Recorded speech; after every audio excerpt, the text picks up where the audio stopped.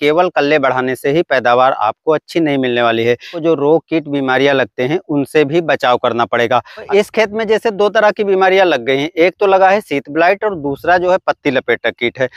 तो किसान भाइयों, अगर आपके खेत में लीफ ब्लाइट, शीत ब्लाइट या अदर कोई फफूंद जनित बीमारियां लगती हैं तो उसके लिए अगर हम बेस्ट दवा की बात करें, वह है दोस्तों स्वाल कंपनी के एरिन। ये एक ऐसी दवा है, इसको मैंने क्यों लिया, धान में अलग अलग तरह के फफूंद जनित बीमारियां लगती हैं जिनको हम इतनी आसानी से पहचान नहीं पाते हैं। और जब हम पहचान नहीं पाते हैं तो जो दवाएं डालते हैं वो जरूरी नहीं कि हमारे धान में जो फफूंद लगा है उसको कंट्रोल करें।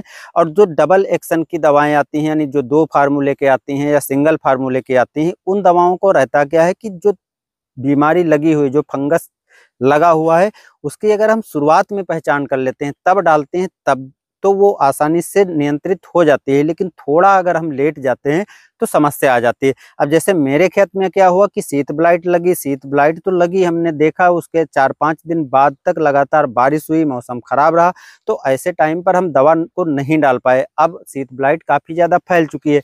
अब शीत ब्लाइट जब फैल चुकी है तो अगर हम डबल एक्शन की फार्मूले वाली दवा डालते या सिंगल कोई एक फार्मूला उठा करके कोई दवा डाल देते तो वो कंट्रोल नहीं हो पाती, शीत ब्लाइट हम दूर नहीं कर पाते। इसलिए दोस्तों मैंने फफूंद जनित बीमारी से रोकथाम के लिए स्वाल कंपनी का एरिन ही चुना। अब एरिन चुनने का कारण ये रहा क्योंकि जो हमारे धान में फफूंद जनित बीमारियां लगती हैं, जैसे ब्लास्ट हो गया, शीत ब्लाइट हो गया, भूरा धब्बा हो गया, कंडुआ जिसको फाल्स स्पॉट या हल्दी रोग बोलते हो, इन सभी से आसानी से बचाव कर पाया गया। यानी जितनी बीमारियां हमारे खेत में फफूंद जनित लगती हैं सबको आसानी से एक ही दवा आसानी से कंट्रोल कर लेगी। तो बाद में जो बार बार बदलने का झंझट रहता है कि ये दवा डालें वो दवा डालें और काफ़ी मेहनत आदि करनी पड़ती, उनसे भी हम बच जाएंगे। दूसरी चीज़, जहाँ डबल एक्शन फार्मूले वाली यानी 2 तरह के जो फार्मूले वाली दवा है, उसको हम जब अपने खेत में कोई बीमारी देखते हैं, कोई फंगस लगा देखते हैं तो शुरुआत में ही डाल सकते हैं।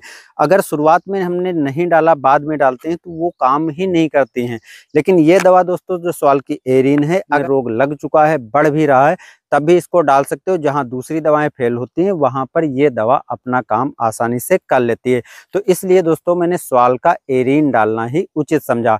अच्छी बात यह है कि इसको अगर हम अपने धान की फसल में डालते हैं तो धान में तो ये बहुत तरह के जो हमारे खेत में फंगस लगते हैं उनको तो दूर करता ही करता है। साथ साथ जो बीएलबी लगता है, बीएलबी अगर हमारे खेत में लग गई तो बीएलबी की रोकथाम के लिए इसके साथ बस स्ट्रेप्टोसाइक्लिन मिला करके अगर हम डाल देंगे तो बीएलबी रोग भी आसानी से कंट्रोल हो जाएगा। किसान भाइयों, धान के अलावा गन्ने में भी इसे हम डाल सकते हैं। गन्ने में रेड राट, स्मट, पोका बोइंग जैसी फफूंद जनित बीमारियों को जड़ से खत्म कर देता है। इसके अलावा जहां दूसरे फफूंदनाशक अलग अलग डालना पड़ता है, जिससे हमें काफ़ी कन्फ्यूजन रहती है कौन सी दवा डालनी है, कितनी मात्रा में डालनी है। लेकिन दोस्तों स्वाल कंपनी की जो एरिन है ये एक ही दवा काफ़ी है, जिसे आप सब्जी वर्गीय फसलों में भी डाल सकते हैं, गन्ने में भी डाल सकते हैं और धान में जो फफूंद जनित बीमारियां होती हैं उनमें भी डाल सकते हैं। इसीलिए मैंने धान में ये दवा डालना उचित समझा। किसान भाइयों, स्वाल की एरिन का स्प्रे रोग से तो बचाता ही बचाता है, इसके अलावा यह फाइटोटॉनिक बनाता है जिससे पौधों में हरापन आता है, जो क्लोरोफिल की मात्रा बढ़ती है और पौधा प्रकाश संश्लेषण की क्रिया अच्छे से करता है और लंबे समय तक पौधा हरा भरा रहता है। जिससे अगर हम लास्ट में डालते हैं तो फाल्स स्पॉट जो होता है, हल्दी रोग होता है, उससे भी हम अपनी धान की फसल को बचा पाते हैं और दाने का भराव भी अच्छे से होता है, क्योंकि दुग्धावस्था में दाने के भराव की प्रोसेस को ये लंबे टाइम तक बढ़ाता है, यानी लंबा कर देता है, जिससे दानों का भराव काफ़ी अच्छे से होता है और धान की गुणवत्ता चमकदार अच्छे से होती है और पैदावार भी हमारी प्रति एकड़ 1 से 1.5 कुंतल तक बढ़ जाती है। वहीं अगर हम फल और सब्जियों वाली फसल में इसको डालते हैं तो फल और सब्जियों की गुणवत्ता में सुधार करता है, जिससे मार्केट में काफ़ी अच्छी रेट में बिकता है, जिससे हमारी इनकम भी बढ़ जाती है। इसे आप कीटनाशक और उर्वरकों के साथ भी मिला सकते हैं। जैसे दूसरे अगर हम फफूंदनाशक की बात करें तो बहुत से फफूंदनाशक ऐसे हैं जिनको हम उर्वरक के साथ और कीटनाशक के साथ नहीं मिला सकते हैं, लेकिन दोस्तों ये स्वाल कंपनी का जो एरिन है इसको हम दूसरे के साथ भी मिला सकते हैं।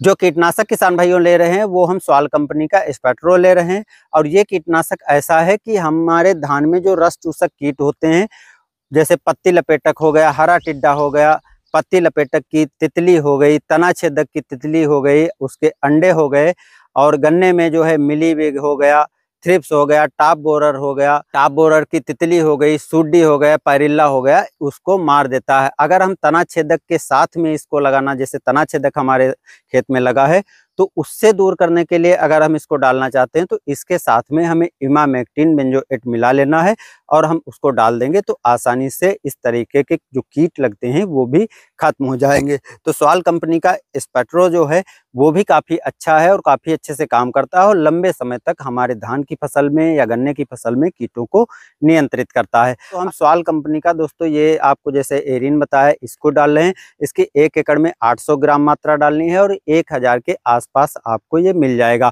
और जब भी आपके खेत में फफूंद जनित बीमारी लगती है तुरंत आपको इसको डाल देना है। और लास्ट में जो फॉल्स स्पॉट लगता है यानी कंडुआ रोग लगता है उससे बचाव के लिए लास्ट में डालोगे तो वो सब बेनिफिट हमने बता दिया।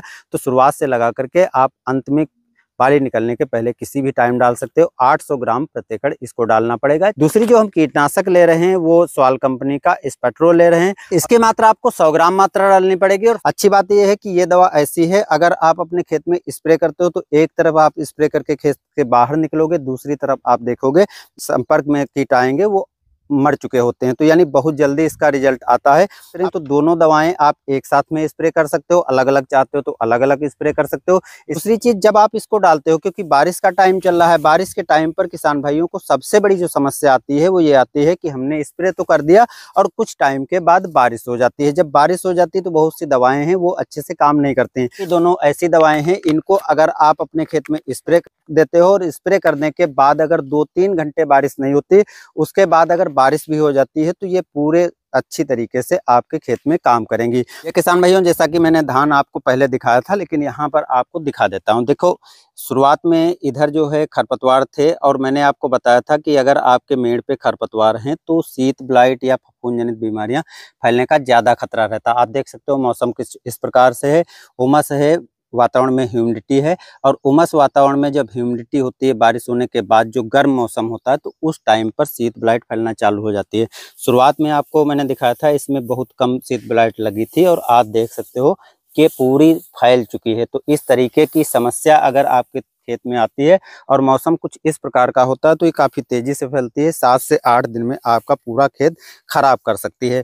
अगर इस तरीके की समस्या आपके खेत में अधिक हो गई तो बालियां नहीं निकलेंगी या बालियां निकलेंगी तो छोटी निकलेंगी या पौधा धीरे धीरे सूख सकता है। आप देख सकते हो कि अभी अंदर तो नहीं फैला हुआ लेकिन शुरुआत में आपको पहले ही मैंने बताया था कि मेड़ के किनारे आपको शुरुआत में ज़्यादा दिखाई पड़ता है या जहाँ पर पानी भरा रहता है। चूँकि इसमें पानी नहीं था लेकिन अब बारिश हो चुकी है तो बारिश के कारण ये पानी भरा हुआ, लेकिन 1-2 दिन में ये पानी खत्म हो जाएगा।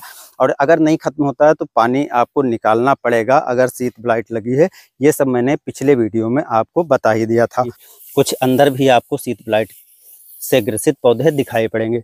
तो ये समस्या जो ही आए आपको तुरंत ये जो दोनों दवाएं मैंने बताई हैं दोनों को एक साथ में डाल सकते हो। अगर केवल फफूंद जनित बीमारियां हैं तो एक तरह की डालिए और दोनों समस्याएं हैं तो दोनों तरह की डाल सकते हो। बाकी मैंने सब कुछ आपको बता ही दिया है। रिजल्ट की बात रही तो किसान भाइयों इस वीडियो में रिजल्ट दिखाना संभव नहीं है क्योंकि वीडियो काफ़ी लंबा हो जाएगा। तो रिजल्ट आपको 10 दिन के बाद वीडियो में देखने को मिलेगा, लेकिन वो वीडियो आपको फार्मिंग आइडिया में मिलेगा। मैं लिंक दे दूंगा, वहां से जाकर के आप उस चैनल को भी सब्सक्राइब कर लीजिएगा।